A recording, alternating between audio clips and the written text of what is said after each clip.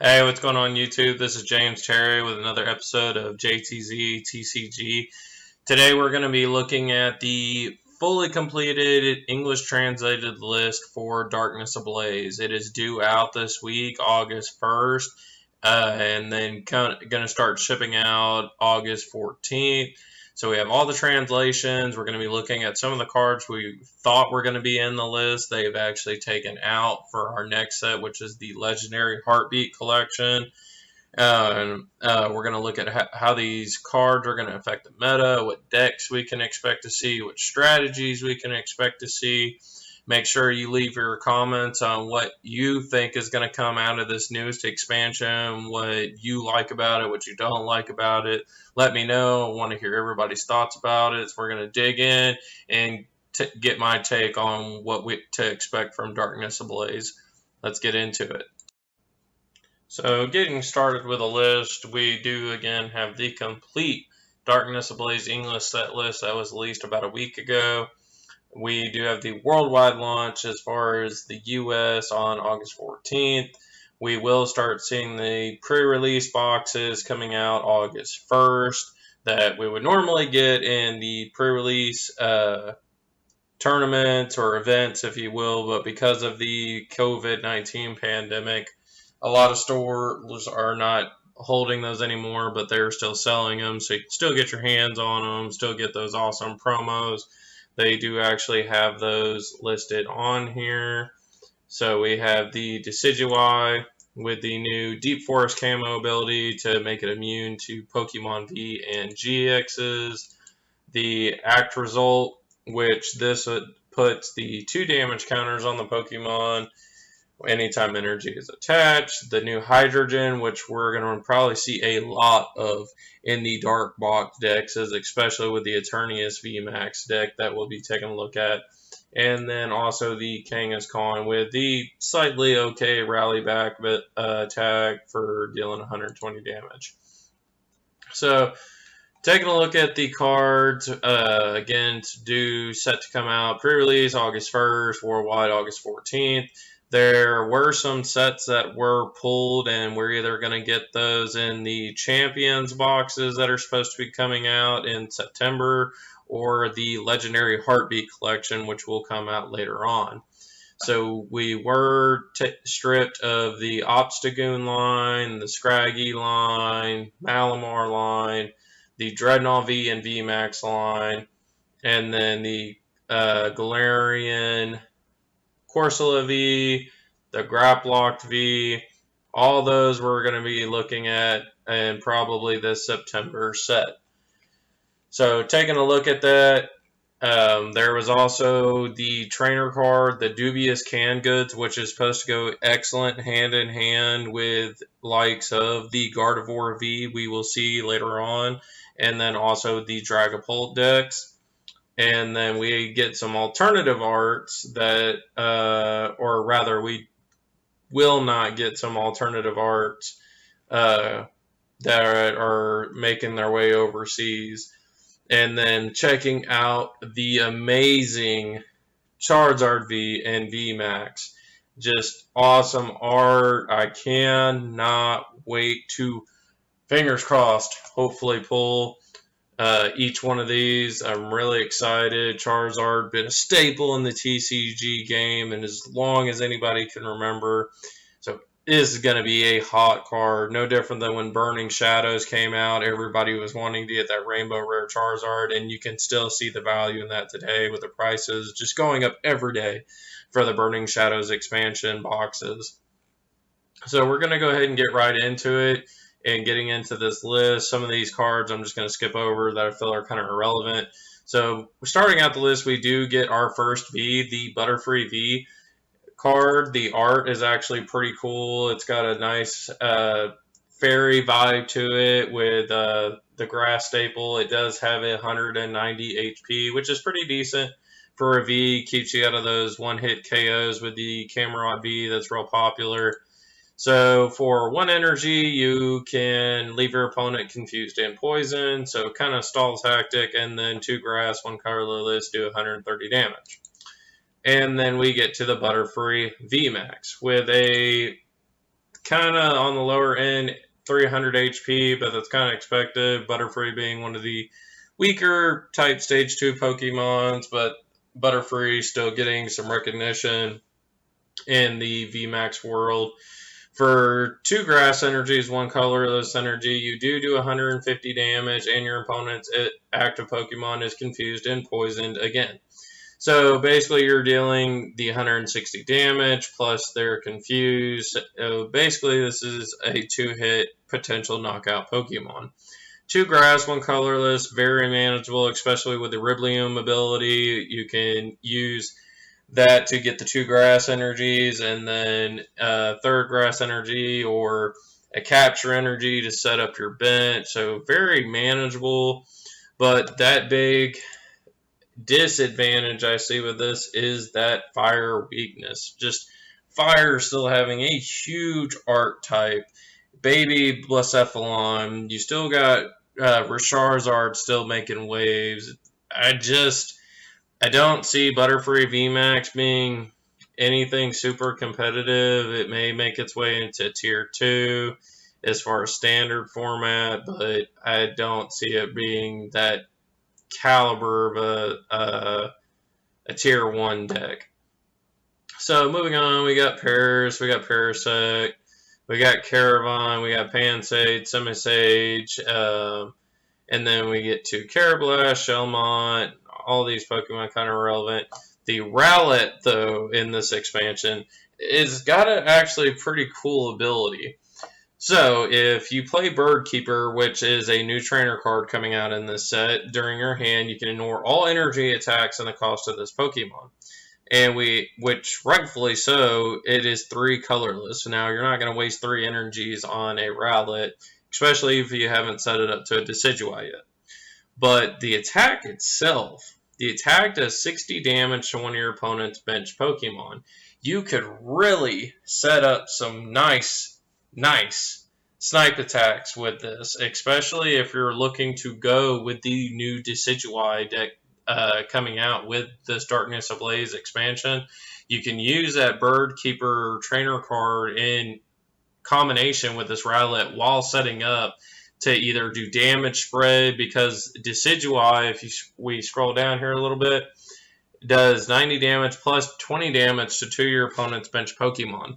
So that Rowlet is able to take some hits on some lower basics, trying to get up to Stage 1, Stage 2 decks, or it can already start that damage spread to go in hand with Split Arrow from Decidueye. So this is going to be very interesting to see. I'm actually looking forward to this Decidueye deck. I'm looking to see what kind of tech options people are going to try and put in there to combat it, because right now all we've really seen outside of Blacephalon GX and your Dollstall decks, there's not really a whole lot of other Pokemon being used. We do have the Hoopa, who kind of goes reliant on the abilities from your Pokemon, and we will probably see that as a tech in the Eternius VMAX decks to deal with Decidueye. But besides that, there's not really a lot. So I'm actually kind of interested to see what people are going to have to start doing to include in their decks to overcome this Decidueye and its ability. And it's pretty sick. And then, of course, with the damage spread, it's awesome. So moving on, we have the Bond Suite that can evolve into the Steenie and then can evolve into the Tessernia. So Tessernia, not really great Stage 2, HP 150. Artwork's pretty cool with the whole lipstick plant, ninja vibe girl going on. But has, for 1 colorless, choose one of your opponent's Pokemon, 20 damage to that Pokemon for each energy attached to this Pokemon. So basically, got the old field, the Goodra from the Dragon archetype that had a similar attack. Now, another very interesting card coming out is Golisopod. So looking at Wimpod first, you do have an HP of 70, which is decent HP for a basic, trying to evolve, so it can't potentially survive being sniped. And then you can do Gnaw and Run to damage switch this Pokemon with one of your bench Pokemon, similar to Wimpod attacks we've seen in the past. Now, Gliscod HP has 130. Its first attack, Adversity Slash, does a base 30 damage plus 50 more damage for each of your opponent's Pokemon V and GX in play. This is huge. The whole meta is dominated right now by GX, is like ADP, Reshiram, Pikarom, huge GX staples. Every one of those decks run pretty much Dedenne GXs or Icario GXs in the Blacephalon decks. And then you look at VMAX decks. You've got Dragapult VMAX. You've got Snorlax VMAX. All reliant on their VMAX Pokemon, Dedenne GXs to be draw support Pokemon. You're going to have the Crobat V coming out in this expansion, which we'll be coming and looking at later on. So if your opponent has a full bench, even just 4, let's say 4 Pokemon in play that are Pokemon V or GX, you're dealing 230 damage off a stage 1. That's sick. That's crazy. And it's 2 colorlesses. Oh, 2 colorlesses. We can use Twin Energy for this. Oh my god. Gliscod, gonna be sick. Definitely gonna be making a deck around this. It's gonna be an underdog that you're gonna see come up in a lot of decks, and stage 1 or tier 1 decks are gonna have a problem with it. So moving on to the favorite of everybody coming out of this expansion. We have the Charizard V with 220 hit points. Its first attack, Claw Slash, doing 80 damage. Its second attack for 2 fire, 2 colorless. Fire Spin doing 220 damage and discarding 2 energy from this Pokemon. So decent hit points for the basic setup of the V. It potentially keeps it out of a one-hit KO depending on how fast your opponent gets set up. And if you do have to rely on it as an attacker, it's got decent attacks. But the main man here, or the star of the show, is the Charizard VMAX. Look at the artwork in that thing. Oh my god. It is beautiful. Just beautiful. I cannot wait to get my hands on this thing. I'm still praying that when I get my booster box and elite trainer box in, I pull one of these. I would be ecstatic. I might break my camera because I'm going to be jumping all over the place. But anyway, so getting back to the card, you do have 3 colorless energies for Claw Swipe doing 100 damage. Still pretty decent. And then the big attack, G-Max Wildfire for 3 fire, 2 colorless. Kind of a steep attack cost, but easily being able to done with the welder engine. Does 300 damage and discard 2 energy from this Pokemon. So basically, you're pretty much one-hit KOing almost anything as far as GX Tag Team goes, or you are for sure one-hit KOing any GX Tag Team out there. And then you're taking huge knockouts on Riblium VMAX. So of course, it has a fire weakness, so you're hitting it one-hit KO. You're getting in very close range of Dragapult VMAXs, Snorlax VMAXs, and Teleon VMAXs, and that can easily be done with using the Galarian Zigzagoon with the Scoop Up Net to spread out that extra damage. So huge Pokemon, huge hype, everybody looking forward to it. You're going to see it coming out as a Tier 1 deck. Next up, we have Houndoom V. For 1 fire energy, you can do 20 damage, and your opponent is now burned. And then for 2 fire energy, 1 colorless, Vengeful Flame does 100 plus damage. If your bench fire Pokemon have any damage counters on them, this can do 100 more damage. So it has the potential to get 200 for a V. That's decent attack power. That's a 2-hit KO range, which is pretty good. It does have 210 hit points. So it is kind of on the lower range. Water Pokemon not being a big factor. You do see some of the Inteleon decks running around. And in the future, we are going to have the Dreadnought deck that I think some people are going to be trying to play around. But this could be maybe one of those staples you might see have a one-hit copy of. Kind of like what we've seen with Ninetales V so far and some of the Fire Welder type box decks, just as a secondary attacker.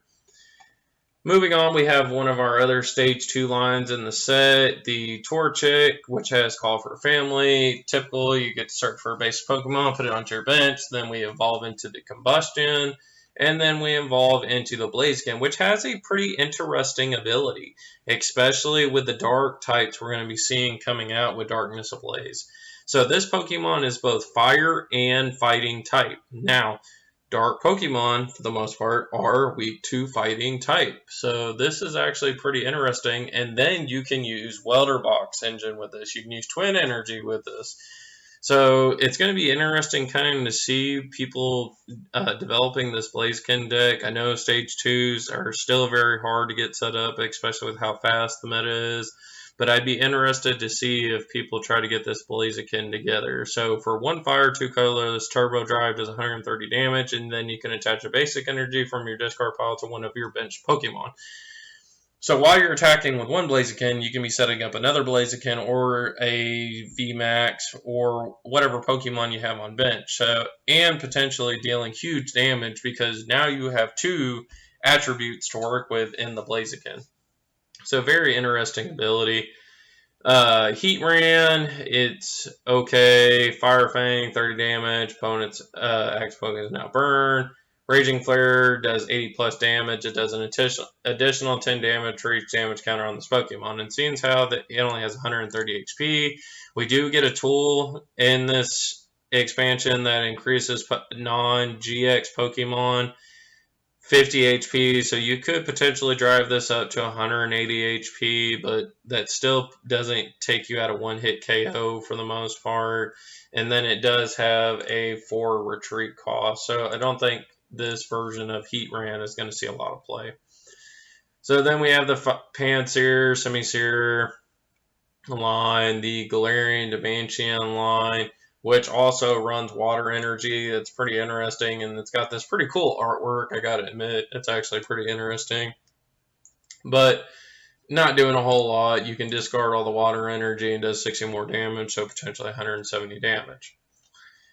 And we're going to skip down here, and then we get to the Talonflame, which has got a kind of decent ability to go along with the fire decks that we're seeing.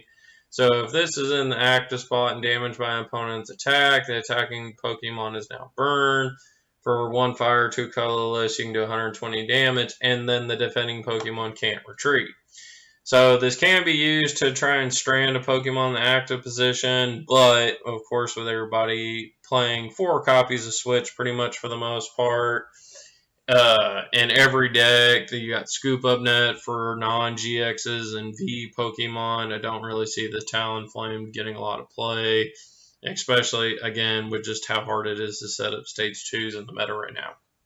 Now, one of the big Vs coming out in this set that everybody's also kind of talking about is the Cindy Scorch V.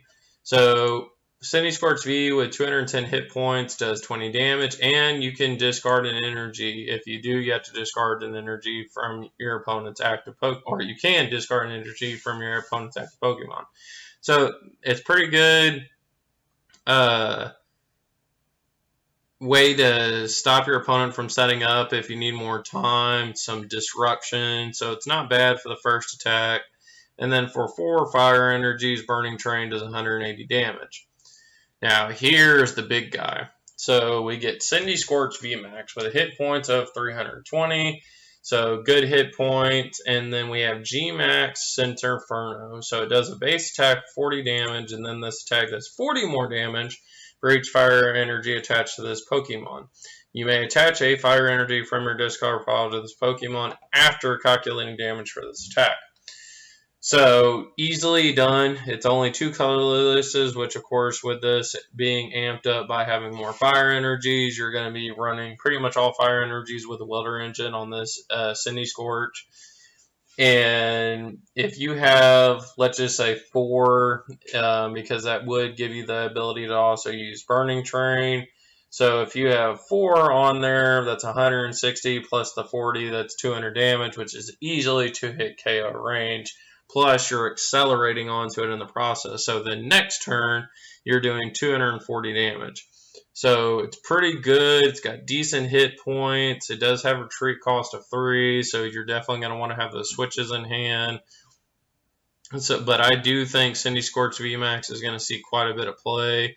I don't really think putting 7, 8 energies on it to take big one-hit KOs is really worth it. I really see it more as a 2-hit KO type Pokemon, but we have to see how it does in the meta. And then we see Galarian Mr. Rime. He's kind of a disruption Pokemon, especially there's a lot of Zacian V decks going around with the Jirachi Prism Star that allows you to use the other Mr. Mime to switch it out, and then you take the Jirachi Prism, and then you get the extra prize card. Galarian Mr. Rime is kind of a combat or disruption to that, but I don't really see it getting a lot of play just because of that one archetype. So once during your turn, you can choose one of your opponent's face down cards and switch it with the top of their deck, and then both cards remain face down. So a little bit of disruption, a little quirky. So, and then we have the Suicune, 130 damage, return 2 water energy from this Pokemon to your hand. Do like the artwork in this. It's kind of take me back to the Pokemon Advanced Crystal days. I did like the artwork in it. Then moving on to Feebas, Nap, heal 20 damage from this Pokemon, and then we get to the Milotic. So Milotic with 120 damage. I love the rainbow artwork in the background. Does have an ability, Bright Heal. Once during your turn, you may heal 20 damage from each of your Pokemon, which is kind of interesting. Typically, we only see like you can heal from one Pokemon or one of your one water type Pokemon, so maybe specific attribute, and that's typically what we see with this type of ability. So it being able to heal 20 damage from every Pokemon is actually pretty interesting. Will it see a lot of play? Healing 20 damage every turn can disrupt your opponent's plans a little bit, but when you're talking about 2-hit KO Pokemons like Cindy Scorch VMAX, for example, it's doing 200, then 240 next turn. 20 damage being healed isn't going to really do anything. So it'd be interesting to see how much we actually see this card get played. Now, with this expansion, we start seeing fossils again. So starting with that is Relicanth. So Relicanth has an attack that is Fossil Search. You get to search your deck for 2 rare fossil cards and put them onto your bench and then shuffle your deck. So some of the fossil cards coming out in this expansion are actually pretty cool, and they do have some strong attacks, strong hit points, strong abilities. I've always loved fossils dating all the way back to the beginning. Fossil Pokemon have always been kind of underrated, and we haven't really had a good set in quite some time for the fossils. I think, and we'll get into the later in the list, we might see some of these fossils make a little bit of waves in the meta and maybe get up to that tier 2 status, but we'll have to see. So then we have the Panpour, Simipour, the Galarian Darmanitica, Galarian Dimension. This one is part of the structure deck that we get with the set. I don't really see a lot of play coming from it. Then we get to our another stage 2 line. So Vanilla Elite, a cute little snow cone art. 10 damage, flip a coin if you're head, and then it's paralyzed. So you have some disruption with it while trying to set up. Vanilla is freezing headbutt, 30 damage, flip a coin if head, your opponent is now paralyzed. It's the same thing. Excuse me. And then we get to Vanilla Luck. So 150 hit points, laughing, having a good time in that cold ice weather, nice looking ice cream. And once during your turn, if this Pokemon is your active Pokemon, you may flip a coin. If heads, your opponent is now paralyzed.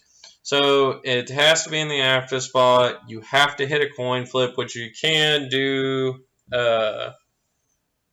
with the stadium coming into play. That can help this, but I don't really see it worth it. We already have Doll Stall. You have Pidgeotto Control.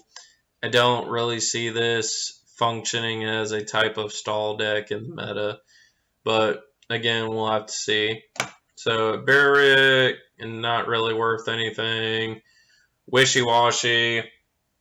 Has a interesting attack.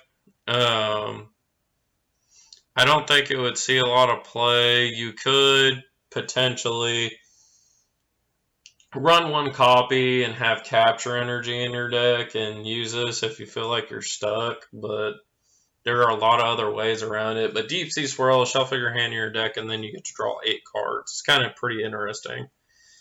So I thought that was kind of cool to give to a little Pokemon that people potentially don't pay attention to, which is probably why he's crying in the card art.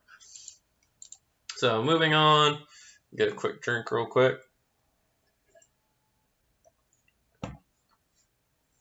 So moving on, we have the Marnie, and then later evolves into the Toxapex, but not really worth anything.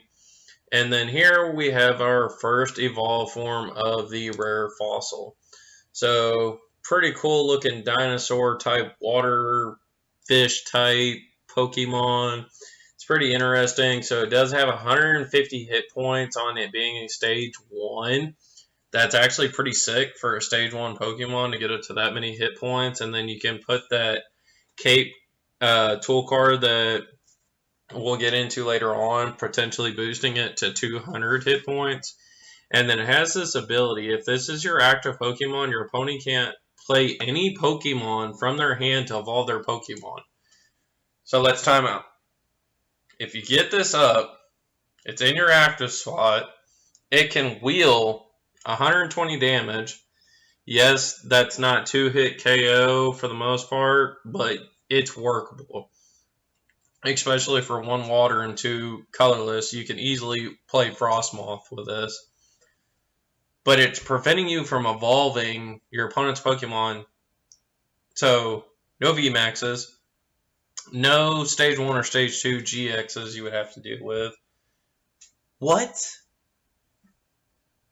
That's sick. You're talking about pretty much all Tier 1 VMAX decks not being able to evolve because this card's in play. Now, of course, there's Boss's Order. We can't ignore that. That could easily take this out of the active spot. But that is hell of a disruption for this meta and decks. So I'm actually pretty psyched about this. I'm very looking forward to build cards around the rare fossil coming out. Because, again, I love fossil cards. And this one's just sick. And then we go down to another one. So another 150 hit points, kind of a seal, whale type looking thing. For 1 and 2 colorless, it does hard face 90 damage during your opponent's next turn. This Pokemon takes 60 less damage from attacks. So now you're talking this Pokemon has potentially 210 hit points, plus the cape can go up to 260 hit points for a single card attacker. That's sick. Like, I'm just so stoked about these fossils, guys. And then for 1 water and 3 colorless, you can do 130 damage, and then your opponent's active Pokemon is now asleep. So for me, I think the hard face with the 90 damage, yes, it's only 90 damage, but you can set that up and then take 60 less damage from attacks. This could basically be a buffer while we're setting up some of our other fossils. So I think that's pretty cool. And then moving on to one of our other stage 2 lines, we have the Ampharos. Does 50 damage. Opponent attacked Pokemon is now confused. And then Lightning Ball does 130 damage. So kind of irrelevant. We do have a pretty decent attack coming off this Mantric. So Electrike has 1 Lightning, 1 colorless, Thunderbolt, 60 damage, discard all energy from this Pokemon. Not that great. But then you get to the Mantric. So it does 30 damage, and then you switch this with one of your bench Pokemon. Still not that great. But for 2 Thunder, 1 colorless, Flash Impact does 150 damage, and then you have to do 30 damage to one of your own bench Pokemon. But for a single card attacker with 1 retreat cost, dealing 150 damage is actually pretty decent. And then, especially coming up with our next card, this Vikavolt V. I think we might see a little bit of play from this Mantric, but we'll have to see. I was actually kind of shocked seeing it wheel this much damage, only then having 110 HP. So then one of our next big Vs coming out of this set is Vikavolt V. It's got an awesome artwork with the thunder going around in the background. He reminds me of the old school Beetleborgs. Did anybody watch Beetleborgs? It was one of my favorite shows as a kid. But I got Beetleborg vibes coming out of this artwork for this card. So for one lightning, one colorless is Paralyzing Bolt, 50 damage. And then during your opponent's next turn, your opponent can't play any item cards from their hand. So we have Item Lock. We have a Pokemon with 210 hit points. That's pretty good, especially if you go second and then you wheel 50 damage and your opponent hasn't played a supporter yet. They have probably played some items and got a decent setup, but now they have no items they can't play or a way to dig out a supporter potentially if they didn't have one already in their hand. That's pretty good. And then we're also wheeling 190 damage. And you do have to discard 2 energy from this Pokemon. But this is easily set up with Boltown V. I feel like Vikavolt V could kind of get up there, maybe, with Pikarom and, Alohan Choo-Choo. But we'll have to see. This Paralyzing Bolt is definitely a disruption that's going to cause people a lot of problems setting up their decks. So moving on, we have Tapu Koko, not really relevant. And then this Toxicity is kind of interesting. I know we're going to see this in stall decks. It's going to be a risk for anybody that does play it in stall or mill decks. But it does have an attack called Risk Taker, flip a coin. If heads, discard 5 cards from the top of your opponent's deck.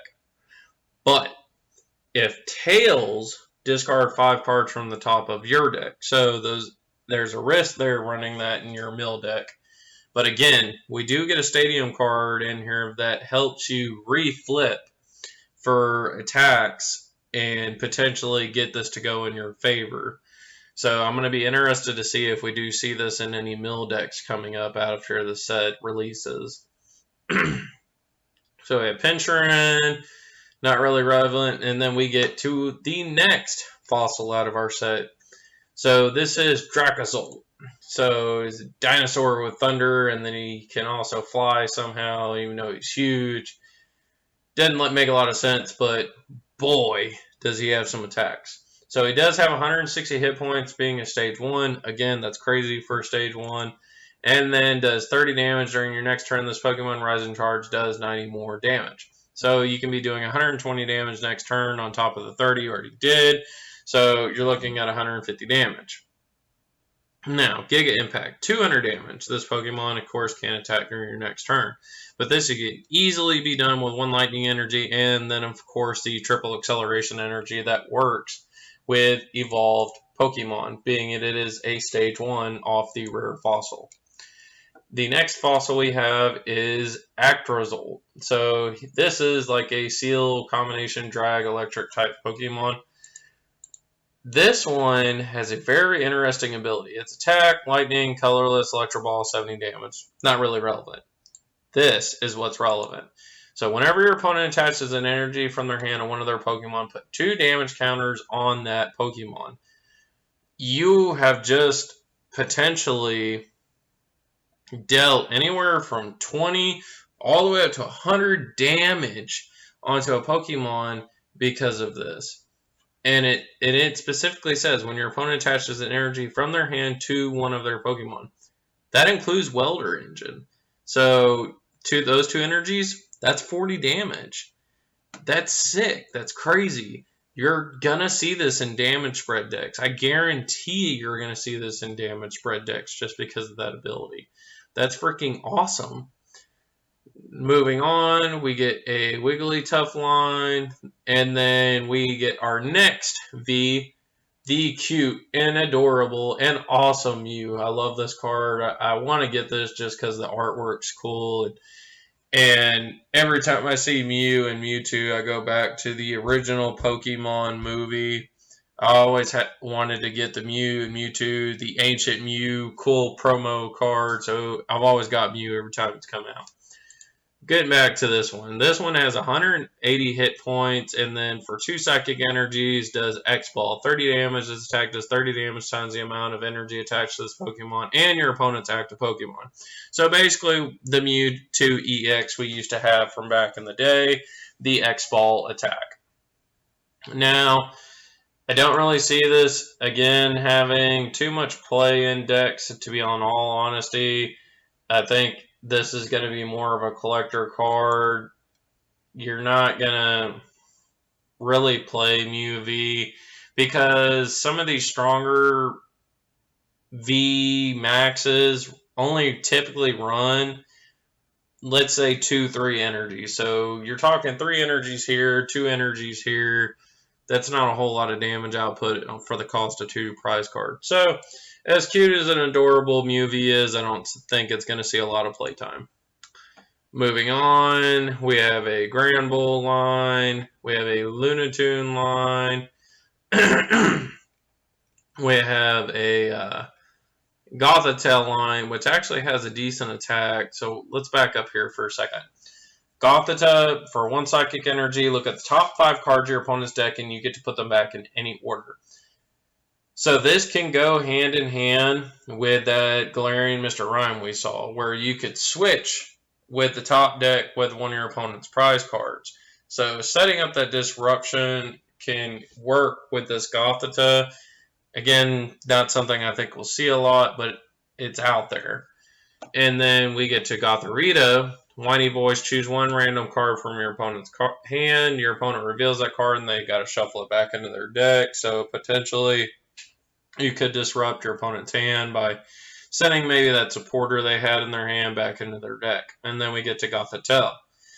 Psycho Trip, 40 damage. Your opponent's active Pokemon is now confused. And then Distort does 90 damage. Plus, you get to choose 2 random cards from your opponent's hand. They reveal them and shuffle them back to their deck. So, again, Gothitelle, Gothorita, and Gothita all having disruption type attacks. I really think you'll probably see this attempt in some disruption decks, but again, I don't think it's going to be something you'll see a lot of play. We do have a Golark line, has a crazy 5 energy cost to hit its recycle card. And then we get to Dendeni, which is our first Pokemon with the Mad Party attack. So basically, the attempt to recreate Lost March, which is still to this day going into expanded format, one of the strongest decks out there. And we saw Pokemon try to recreate that, so to speak, when they did Lost March with Jumpluff and the Natu. It had a brief stardom for a while, and then it kind of fell off the map. So we're seeing this again, that type of attack strategy arc being introduced with this Mad Party line in some of these Pokemon. So it does 20 damage for each of your Pokemon in the discard pile that has the Mad Party attack. And we'll get into the other Pokemon that have this one. So this one is for 1 Psychic, 2 Colorless, so basically a Psychic and a Twin Energy. And then we move on. This one, the Shiinotic actually has a decent attack for stage 1. So backing up to the Morlul, for 1 Colorless, your opponent's active Pokemon is now asleep. Flop, 20 damage. And then you get the Shiinotic. So for 1 Colorless, Flickering Light, 30 damage, flip coins. If heads, your opponent's active Pokemon cannot attack. And then you can get down to Fear the Forest. So it does 60 damage. If Glimwood Tangle is in play, this attack does 60 more damage. So it can potentially get up to 120 damage. Decent, not bad for stage 1. It can potentially wound down some of your bigger VMAXs running in the Psychic decks. And we'll see if it gets some playtime. Now, the Mimikyu, with some nice artwork going on here, has a pretty interesting ability that I think is going to cause some problem in some decks. I think this is going to end up as a tech that we see run in decks, especially damage spread decks. So it does have 70 hit points. It's the basic Pokemon. It's attack, claw, slash. Really not relevant. Does 30 damage. But this right here ability is Heal Stop. So your opponent's bench Pokemon can't be healed.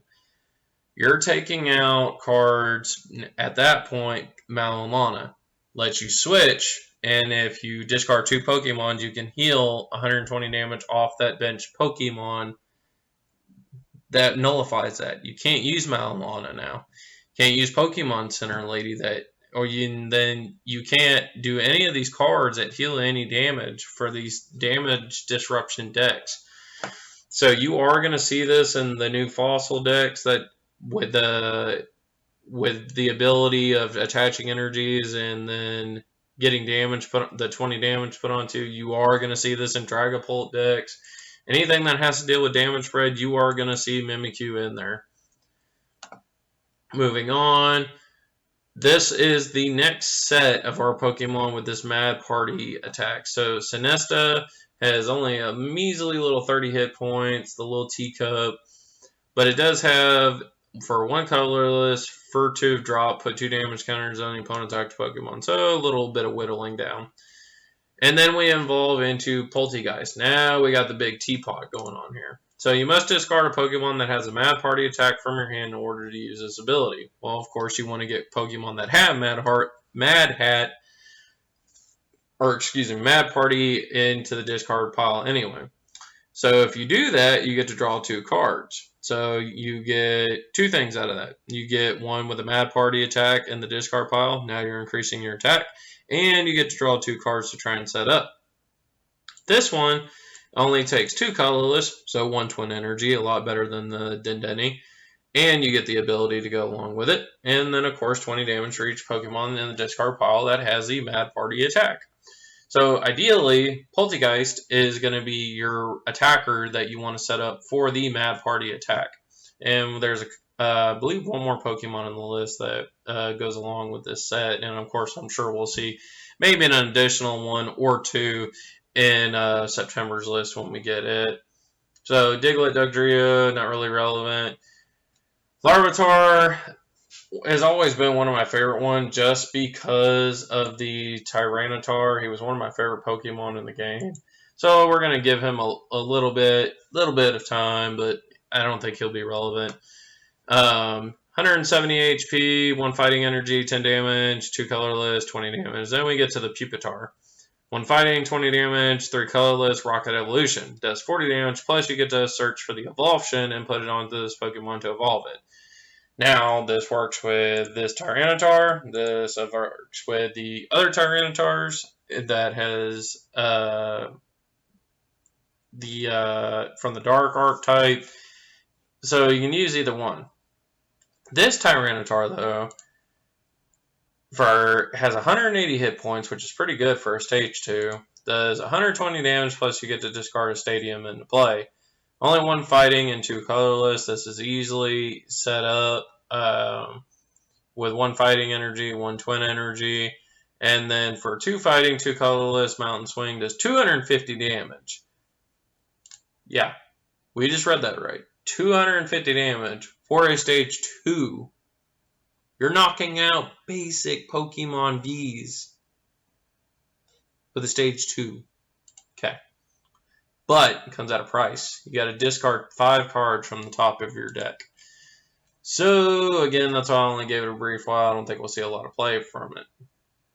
Now, we do have the Flygon evolution line. So, Trapinch, Slam Plus does 10 damage. If there's a Stadium card in play, does 10 more damage. So, 20 damage, not relevant.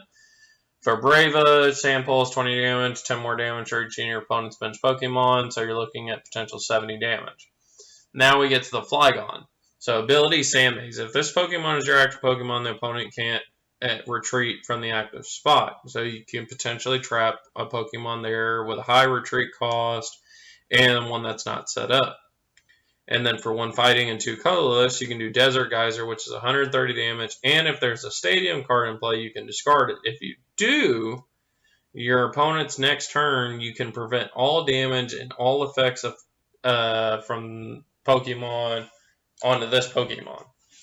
So you're stranding a Pokemon in the active spot, and you're nullifying any attacks and conditions that can be done to this card so long as you discard a Stadium card. We've seen cards like this in the past that gain that attack power by discarding stadium cards, that gain strength by discarding stadium cards, or immunity from discarding stadium cards. So I think we might see a little bit of play from this just because stadium cards are so relevant in the meta for almost every deck. You have Chaotic Swell, you have Thunder Mountain until rotation happens, you have the new coin flipping one that's coming up. Just a lot of stadiums that are relevant in the meta.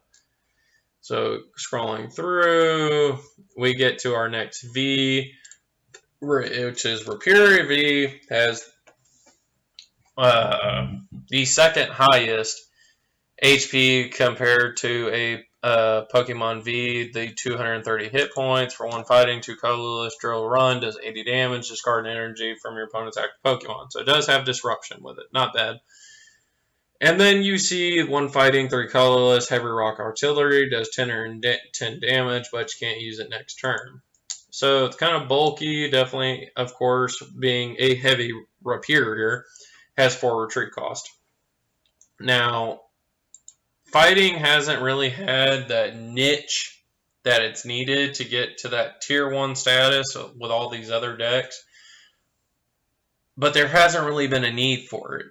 I guarantee you with Eternius VMAX coming in, it's a weak to fighting type. You're going to see some fighting type kind of introduce its way just a little bit into the meta.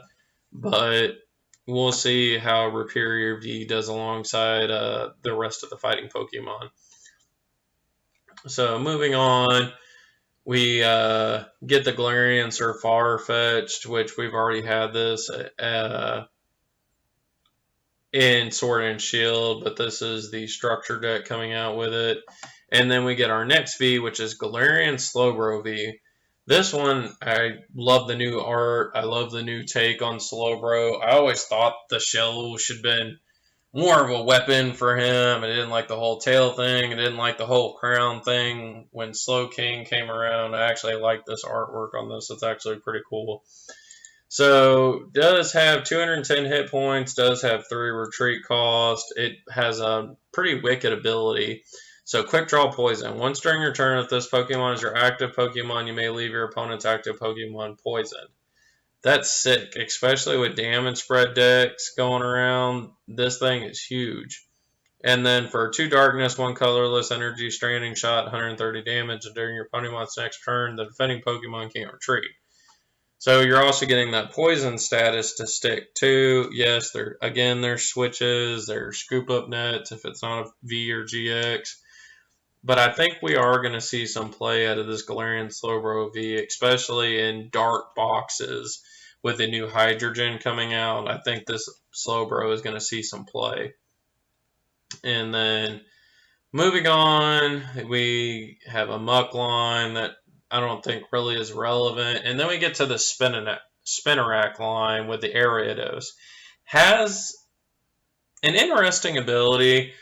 I'm curious to see if it does get played. So we'll skip the Spinarak and we go down here to the Ariados. Has 110 hit points, 2 retreat cost. Its attack only does 30 damage. It does give you poison onto the active Pokemon. But this is what's kind of interesting. So when you play this card from your hand, evolve one of your Pokemon, you may switch one of your opponent's evolution Pokemon with their active Pokemon. And that's kind of the key thing. This is opponent's evolution. So it can't be a basic, which really isn't that big of a deal. Outside of your tag team GX basics, pretty much the other archetype decks in the meta right now are your VMAXs, which are, of course, are evolution Pokemon. But we do have Boss's Order. We have Pokemon Catcher. We have various more efficient ways, if you would, to switch. But this does give you another gust effect using the Ariados. I'm interested to see if that gets played. Now, outside of the Charizard VMAX, of course, this is the grail of this expansion. Crobat V. You want to talk about stepping into expanded right now vibes. this is going to do it. So Crobat V has 180 hit points, has an ability called Dark Asset. So when you play this Pokemon from your hand on your bench during your turn, you may draw cards until you have 6 cards in your hand. You can't use more than one Dark Asset ability each turn. So sound familiar? Draw until you have 6 in your hand. That takes us back to Shaman EX days. Now, Pokemon was smart about this to limit it to where it is one Dark Asset ability per turn. Because we all know, especially in expanded format, you would play 2, 3, all 4 of these if you ran 4 of them, and just set up wickedly fast because of it. Now, you of course still have, with rotation, Dendeni GX available. You can only use one DD change per turn. You could use one Dark Asset per turn. That's potentially getting 12 cards, and that doesn't even include if you go second. You could go DD change for 6. You could go Dark Asset anywhere, from 1 to 6. And then you could Professor's Research, or you could Marnie. That is a lot of burning through the deck. That is a lot of setup potential in a deck. That's just crazy. And then you have Eternius VMAX coming out that allows you to have up to 8 bench Pokemon so long as they're all dark. So you're going to see 4 copies of this in Eternius. This is the crown jewel, in my opinion, of this set, just because it's going to change the meta so much as far as the speed of setup in the game. So moving on, we have Darkrai. If this Pokemon has a Dark Energy attached to it, it takes 20 less damage, so that only gives it 140 hit points. And then you gain an additional 28 attack power, so even if you got all 3 colorlesses for this thing to be Dark Energy, which is very possible with the new Hydrogen, it's only doing 120 damage. Which, especially with the Decidueye, that's something it could be added as a tech. But I would rather go with the Hoopa with the ability attack rather than this Darkrai. So, moving on, Liepard has a little cute ability where it can't be paralyzed, nothing big.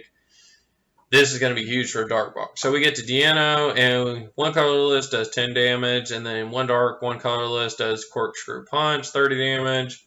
Has 110 hit points with 2 retreat cost, and then 2 dark, 1 colorless does 70 damage. Now, here's the kicker that's going to make Dark Boxes and put them on the map, along with every other tool and tech they have coming out in this expansion, is this Hydrogen. So, it has 160 hit points for Stage 2, which is decent. You can put the cape on there, putting it at 210 to help get it stronger. Does have 3 retreat cost, but, oh mama, here we go. As often as you like during your turn, you may attach a Dark Energy from your hand to one of your Pokemon. As often as you like. So you have Hydrogen that allows you to attach. You have Weavile GX that allows you to move around as you please.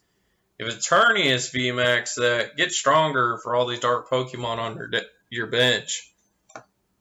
Man, we're going to have some issues with dark types coming up in the set. Let me tell you, they've got some tools. They have got some tools, guys. And this right here is one of the money makers. So be on the lookout for that one. Now, we do get a new Hoopa, Soul Gate, 90 damage. If this Pokemon wasn't moved from your bench to the active spot during your turn, the attack does nothing. It's too much of a liability. The other Hoopa with the ability increasing attack is way better. So moving on, we get our next V, which is Grimmsnarl V. That artwork looks sick. He just looks like a Mad Titan or something in this picture. It's kind of cool. So 220 hit points for 1 Dark Energy, does 40 damage. 3 Dark Energy, Spiky Knuckle, does 200 damage, and then plus you get to put 2 Dark Energies attached to this Pokemon into your hand. So kind of like a Last Retreat 200 damage deal. If you're never going to send this up with the intention of trying to whittle something down, at least you get to salvage those 2 Dark Energies. And then we go back up here to the Hydrogen, and guess what? We can reattach those 2 Dark Energies that you just got back to your hand. Friggin' crazy, right? So, and then we get down to Grimmsnarl VMAX, which has an amazing 330 hit points. It does, for 3 Dark Energies, G-Max Drill. So 170 damage, plus this attack does 50 more damage for each extra Dark Energy attached to this Pokemon, but not used to pay for this attack. So the 3 energies that it takes to pay for this attack doesn't add up to on top of the 170. You would need at least 4 to do the 50 more damage. But again, that's very manageable. You have Hydrogen over here, where you can add all 5 of those energies in one turn if you wanted to. So very capable of doing that. Even if you just have the 4 energies on it, you're wheeling 220 damage. Even if you just have 3 on it, you're taking 2-hit KOs, because 170 and 170 is 340. You're knocking out any VMAX out there if they don't have the new cape attached to them. If they have the new cape, then you gotta have the extra Dark Energy attached to it. Now, here we get to another one of the crown jewels that's going to shake the meta up. It's going to be a top tier 1 deck. I'm calling it right out the box. It's probably going to be the top deck where we're going to probably see this replace that Zacian V and ADP and Pikarom and the other decks out there. I guarantee you this is going to be the top deck once this gets released and is eligible to play. Turnius V, 220 hit points for 1 colorless, power accelerator, 30 damage. You can attach a Dark Energy from your hand to one of your bench Pokemon. So you got energy acceleration. Then for 1 dark and 3 colorless, does 120 damage. Plus, if your opponent attacks a Pokemon as a VMAX, does 120 more damage. So you could potentially do 240 damage on a VMAX if that's what you're attacking. But 4 energy is pretty steep, especially considering what it evolves into and what its evolved form can do. So this is nice to have as an accelerator, especially onto your other Eternius Vs on the bench. I don't think this attack really would ever be used. Now we get to the big pop-up. So 340 hit points. That's the max hit points we have in the meta right now. And then has 3 retreat costs, which is decent considering it has 340 hit points. And then the ability, taking you to Skyfield Days, Eternal Zone. If all your Pokemon in play are Dark type, you can have up to 8 Pokemon on your bench, and you can't put non-Dark Pokemon into play. If this ability starts working, discard Pokemon from your bench until you have 5. So as long as you have this Pokemon in play, not even in the active spot, it can be on the bench in play, you can have up to 8 Pokemon on your bench. That's sick. Okay, now here's why you want to get that full bench. Dread in, 1 dark, 1 colorless. 30 damage for each of your dark Pokemon in play. Not on your bench, in play. So if you have a full bench, okay, of 8, it's 240. Plus the 30 is 270. You're wheeling 270 damage pretty much. And that's 1-hit KOs on, for the most part, all GX tag teams. Outside of ADP and things like, actually I think ADP is the only one that would be out of that one. Well, actually no, if you had Vitality Band, that's 1-hit KO. So yeah, on all tag team Pokemon. And then the VMAXs, you're easily hitting 2-hit KOs, even if you don't have a full bench. If you just had 5 on the bench and then attacking with the Eternius VMAX, you're doing 180 damage, and then times 2 is 360 damage. So it's going to be a sick deck. I'm, of course, going to want to run it. Other people are going to want to run it, and I guarantee you, I'm calling it now, I'd be willing to bet a pack on it that this ends up being one of the top decks out there. And then moving on to one of our other Vs, we get Scizor V. It's got some pretty sick artwork going on to it with the texture and the swipe and everything. 210 hit points, 30 damage, hack off, discard a tool and a special energy from your opponent's active Pokemon. So that's pretty sick as far as the disruption. And then for 2 metal energies, 1 colorless, does 140 damage. And then we get to its evolved form, has a respectable 320 hit points, which is kind of decent. It has 2 retreat cost, Does, of course, have a fire weakness, but for 1 metal, 1 colorless, hard scissors, 90 damage. During your next turn, this Pokemon takes 30 less damage from attacks. So now that potentially puts you up to 350 damage, plus if you have the cape on, that potentially puts you up to 400 hit points. And then Max Steel Strike does 190 damage, so 2-hit KO style attacker. It having that fire weakness, I don't really see it being anything you really used in the meta, and then plus we have Station V that's just better as far as metal Pokemon goes. I don't really see Scizor V Max having a lot of play. And then moving on, we do have the Aggron that actually has a pretty interesting ability, depending on how it gets played and how you can get it set up. So it does have 160 hit points, which definitely puts you in 1-hit KO, especially for a lot of these VMAX and GX Pokemon. But Pokemon considered that, and so they gave it this interesting ability called Sturdy. If this Pokemon has full HP and would be knocked out by damage from an attack, this Pokemon is not knocked out, and its remaining HP becomes 10. So it basically keeps you from ever being eliminated so long as you can keep this thing not getting any damage on it. And it can wheel 160 damage, but it does take 1 metal, 3 colorless. If this was 1 metal and 2 colorless, I could kind of see it working out, but that's a pretty steep attack cost for a stage 2 Pokemon. Escaviar has an attack, and I'm sure we're going to see some troll decks try and make this work. And of course, we do have the stadium that allows you to reflip. It's a 1 prize attacker, so I do realistically see this going to be trying to be played. But let's take a look at this real quick. So it does have 120 hit points. It has 2 retreat cost. It's a stage 1. It only needs 1 metal energy, so you have 4 metal saucers in the deck. This thing is easily set up, or even from your energy attachment for the turn. Fury Cutter does 10 plus damage. Flip 3 coins. If heads, this attack does 20 more damage, so you're looking at 30. 2 heads, it does 70 more damage. Okay, we're doing 80. If all 3 are heads, it's doing 150 damage. You're getting close to a 2-hit KO for a stage 1 Pokemon, so I can really see, and I already see it now, especially on TCG gameplay, people trying to set this up as a troll deck, but I don't really see it as anything worth my time trying to build a deck around. So then we get to Galarian Stunfisk V. It does have a measly kind of 200 hit points, which isn't that great for Pokemon V. It's better than the 180, 190, but it does have the ability to gain more.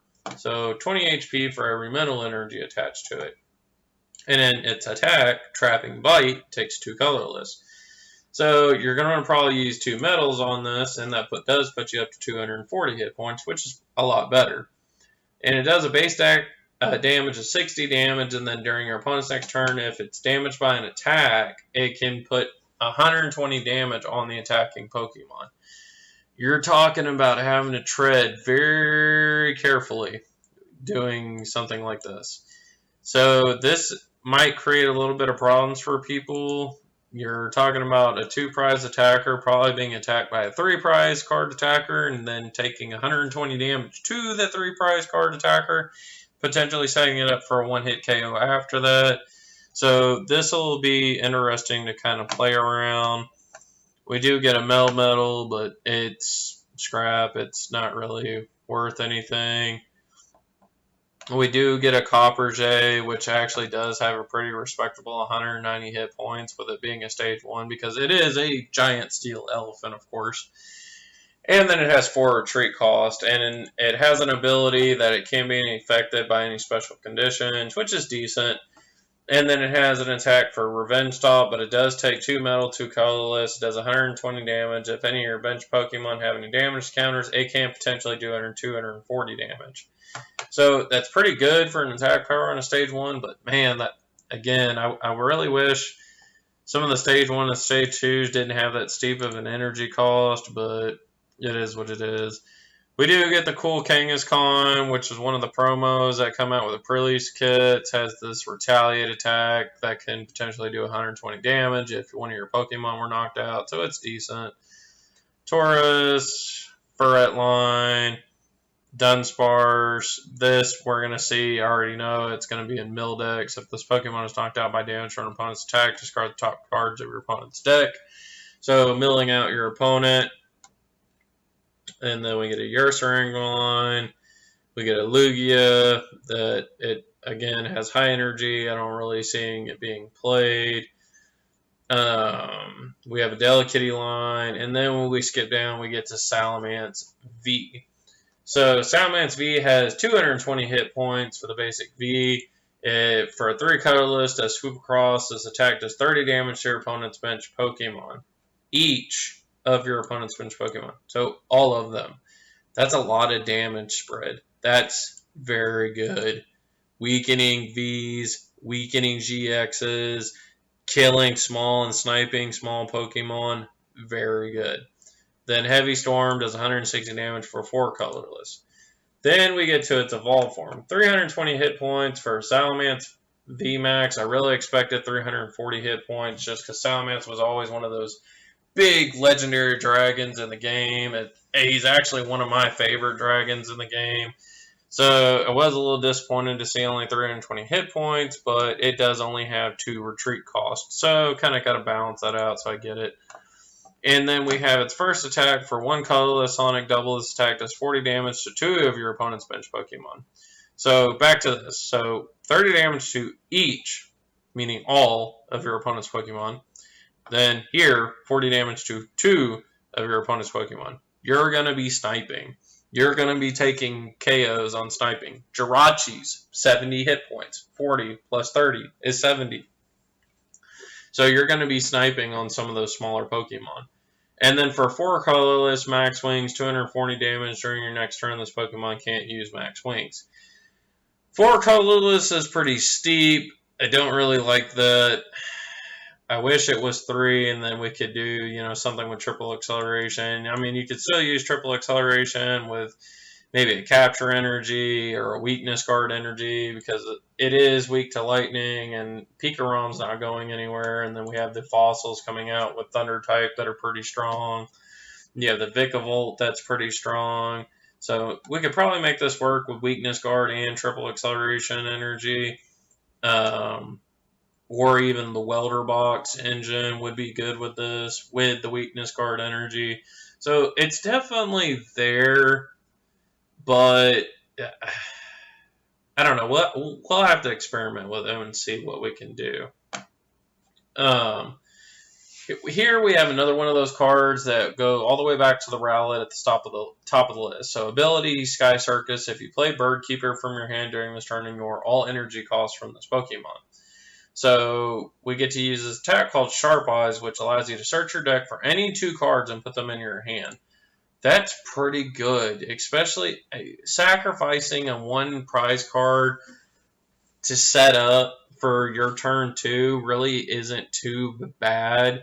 We saw this kind of same technique with the old school Talonflame from back in the day.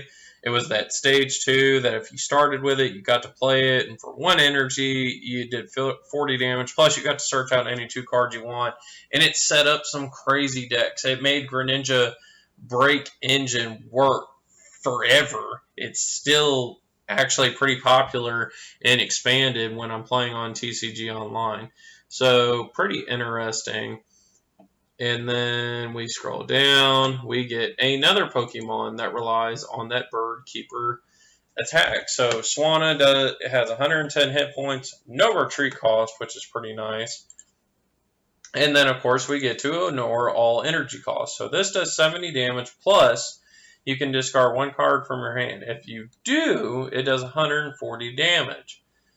So you don't need any energies so long as you played a Bird Keeper. And then you're dealing 140 damage for a stage 1 prize card attacker.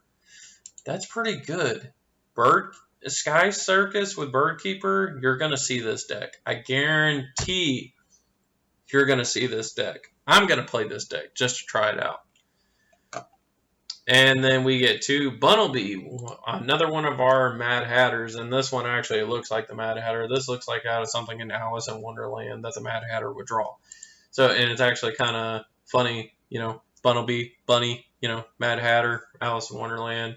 I like Pokemon's irony with this card.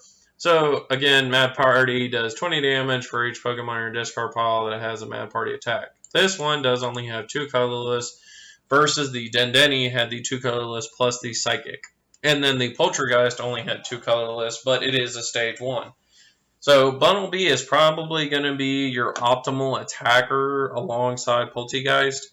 This is definitely going to be the one you're wanting to use to attack with, and then set up with that Twin Energy for the Mad Party line. And we go down.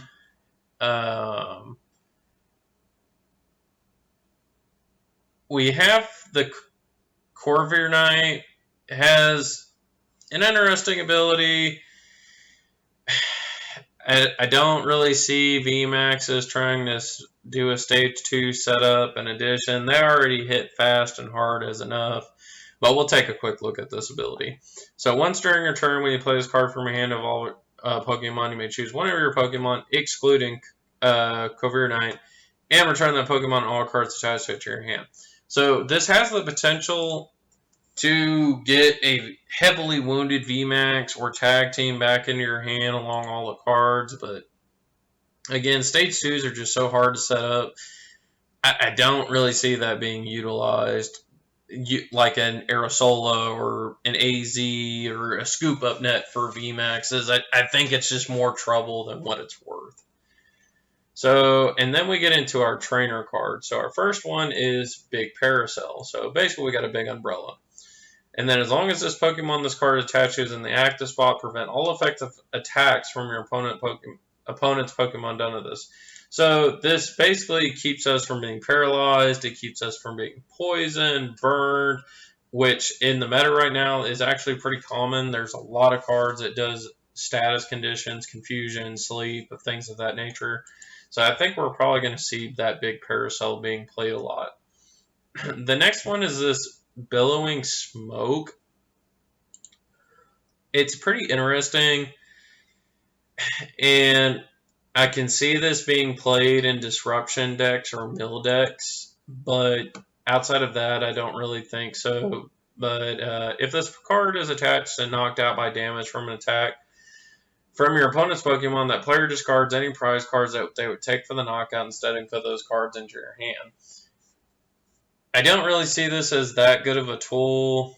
Yes, when you're digging through your deck, you do, okay, I have this, I don't have this got prize carded, okay, so when I knock this out, I'm going to try and hit this on my prize cards, I know this is in there. Typically, though, you make the whole game work without those cards in your prize cards. Yes, they're great to have once you pull them, but you can manage the game without them. So me personally, I don't like this card as far as a competitive deck, but I'm sure this will get used in some of those mills and disruption decks. Now, here's that Bird Keeper.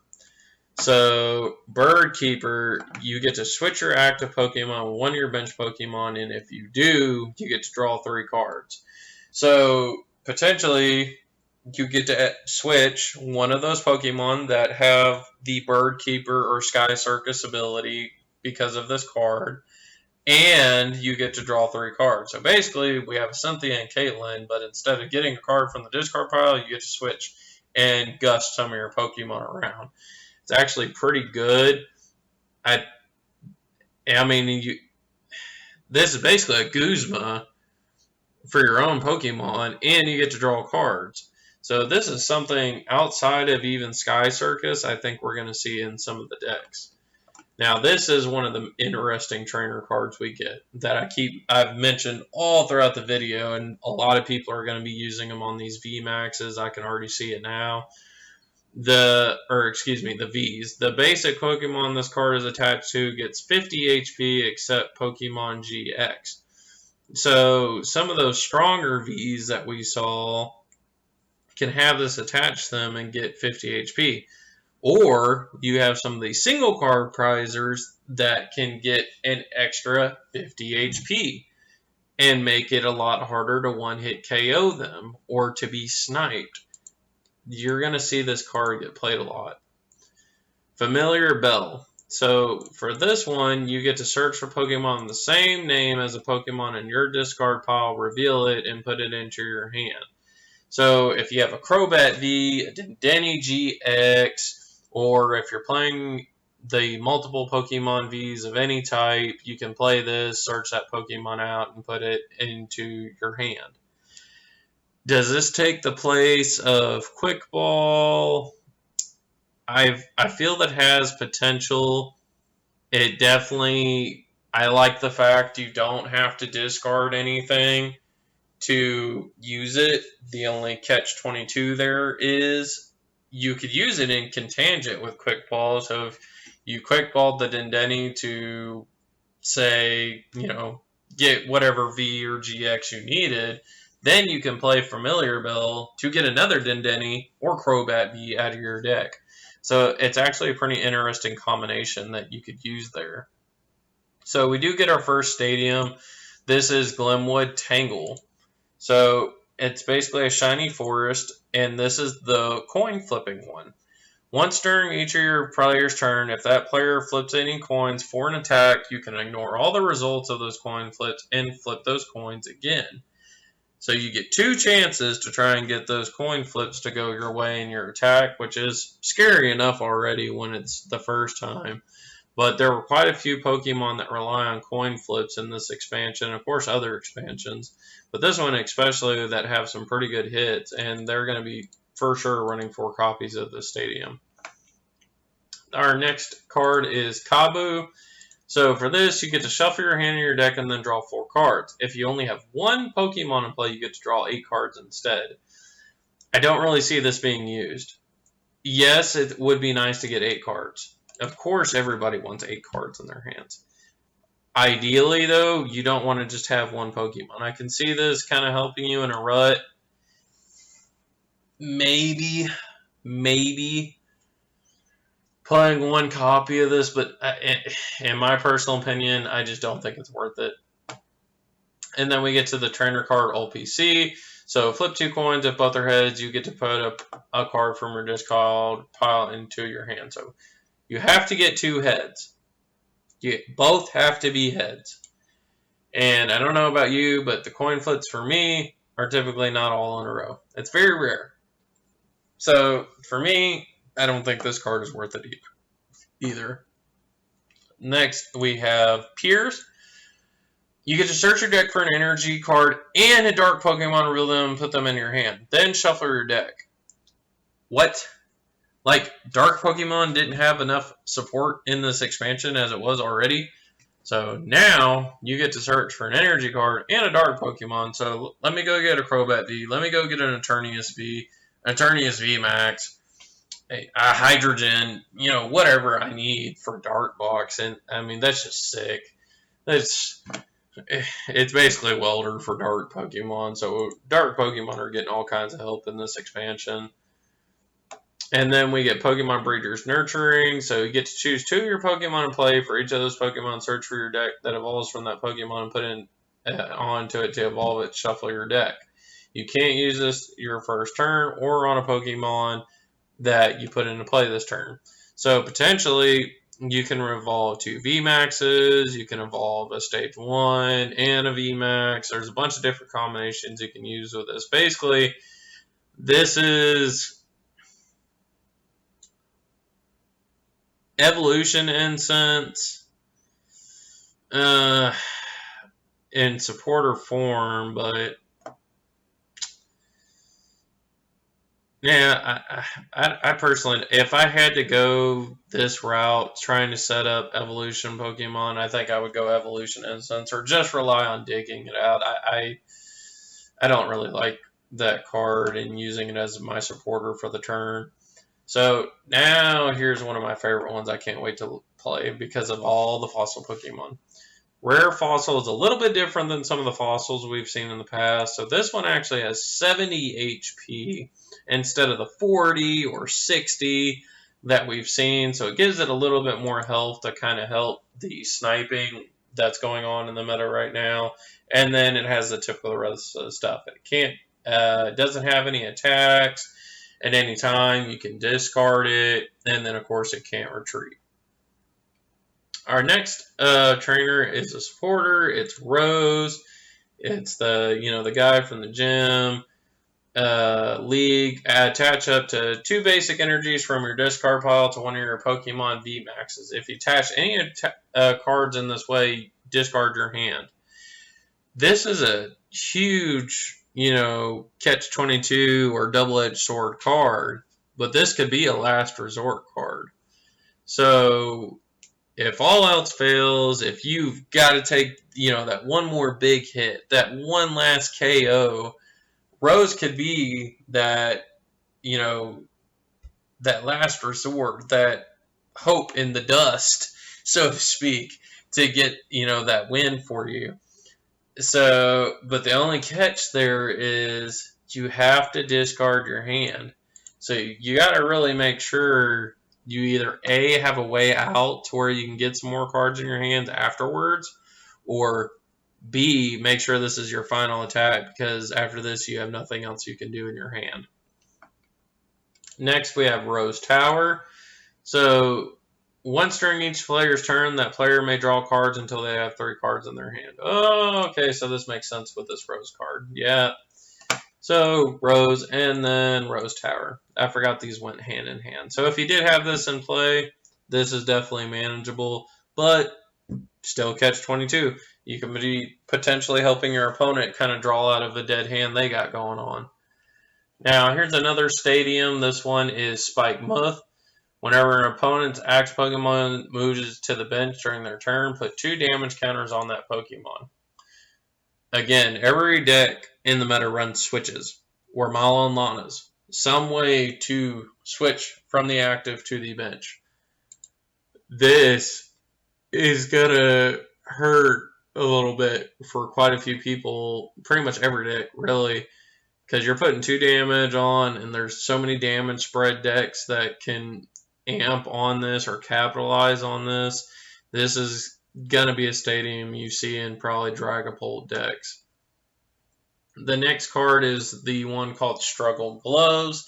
It is a tool card, so if the Pokemon this card is attached to has weaknesses to your opponent, it does 30 more damage to that active Pokemon. So if you're playing a water type that's weak to a thunder type, like Milotic V against Pikarom, your Aqua Impact can do 30 more damage. 30 more damage can be pretty relevant, especially if you need to get over just that little hump to get a KO or set yourself up for a 2-hit KO. So this is actually pretty interesting. I think we might see this played a decent amount, but we'll have to see. So the next one we have that's going to be a big kicker in the meta, is Turbo Patch. So Turbo Patch has an awesome design with all the energy attributes in it, even including the fairy energy that we're not supposed to have anymore in play. They did exclude the dragon art, but of course we don't have dragon energy outside the double dragon energy expanded.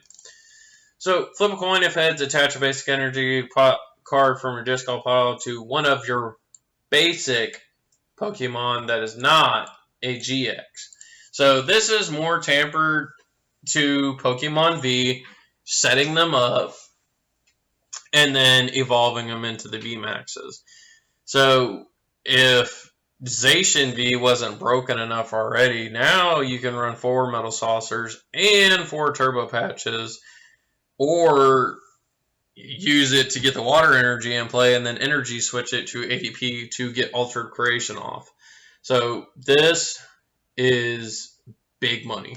It's going to be huge.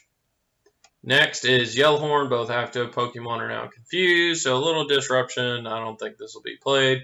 And then we get a slew of new special energies in this expansion too. So Heat Energy. As long as this card is attached to a Pokemon, it provides fire energy, and this Pokemon gets an extra 20 HP. Hold up. Let's back up here for a second. And okay. So Charizard VMAX. You have to discard 2 energies from this Pokemon. Those could be 2 colorless. If you have 3 of those special fire energies on this, that is 20, 40, 60, 390 hit points on an already ferocious Charizard. Crazy. So back down we go. Get back to our place here. So that's sick. 20 extra hit points. And then we get to Hiding Energy. So for our Dark Pokemon, the Dark Pokemon this card's attached to has no retreat cost, which is very good, except for the Stadium card that deals, the 20 more damage when stuff is retreated and switched. But that is a pretty big help to Dark Pokemon. Again, like they needed help with all the tools they're getting right now to allow them to retreat at no cost. Then we get the powerful colorless energy. So the attacks of the colorless energy this card attached to do 20 more damage to your opponent's active Pokemon. So we're going to scroll, or I can probably scroll down actually instead of having to go all the way up. And that's the V. So I don't have the V max. So let's get it back up here. So let's say we had all 4 energies of the powerful energies attached to this. You're dealing 320 damage potentially if you have all 4 of the powerful energies attached to your Salamence VMAX, which isn't unrealistic, but it's still pretty crazy to think that even if you had 2 more on there, you're getting up to the point where you can knock out a lot of those tag team GXs.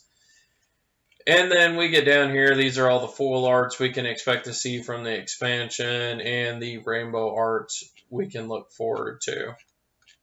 So that's it. I really hope y'all enjoyed the video. Let me know what y'all think about the upcoming expansion. Again, Darkness Ablaze is early set to go out August 1st with the worldwide release on August 14th. Let me know in the comments below what you think are your favorite cards, what you think is really going to shake up the meta. I've got my money, of course, as most other people, on Eternius VMAX and Crobat V really shaking up the meta. But I want to hear your thoughts. I want to get y'all's input. Please let me know in the comments below. And don't forget to like and subscribe so you can see all the content on here. We'll be looking at the Legendary Heartbeat collection that just came out in Japan that we're due to get later this year. And check out all our tabletop battles, our TCG game on play, and of course our pack openings. We'll be having the one for Darkness Ablaze coming soon with a booster box and elite trainer box. This is James Terry with JTZ TCG signing off. Gotta catch them all.